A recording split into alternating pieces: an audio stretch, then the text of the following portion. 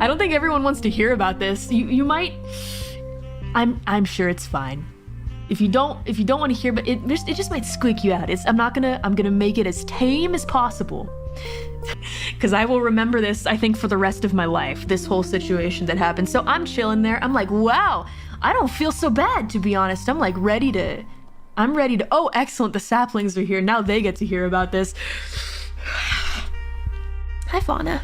Oh God, no, the saplings. What if this is their first experience meeting Mori, and this is what they hear about the secret thing that they did while I was asleep?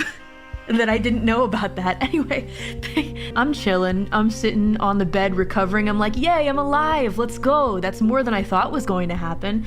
And at the time, my knee didn't really hurt so much. I was like, yeah, my knee feels all right. But they said to me afterward, the doctor comes up, it's like, how you feeling, Mori? I'm like, I'm all right.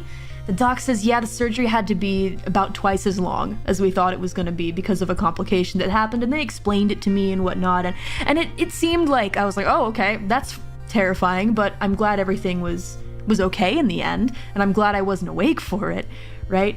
And then the doc says, yeah, everything's good. It was just a longer surgery than we thought it would be. So the nurse is gonna come over and help get you over to the overnight room. And I was like, okay, yeah, sounds good. So the nurse comes over and is like, hey there, Mori, what's going on? I'm like, oh yeah, nothing much, just chilling. And I don't feel anything weird. I don't feel anything strange at all at that time. I'm just hanging out, feeling good about life. And so the nurse says, all right, well, before we take you over to the overnight room, we got to get rid of the secret tube. And I said, what is the secret tube? And the nurse says, well, you were asleep for a longer time than we thought that you were going to be. So we had to insert a little tube.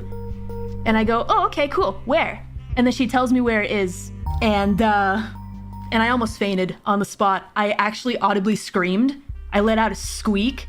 And my eyes rolled into the back of my head, and I literally started hyperventilating on the spot, and I almost passed out. because what the fuck?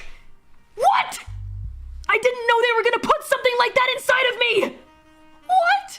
I said, so you took it out, right? While I was sleeping, you took it out.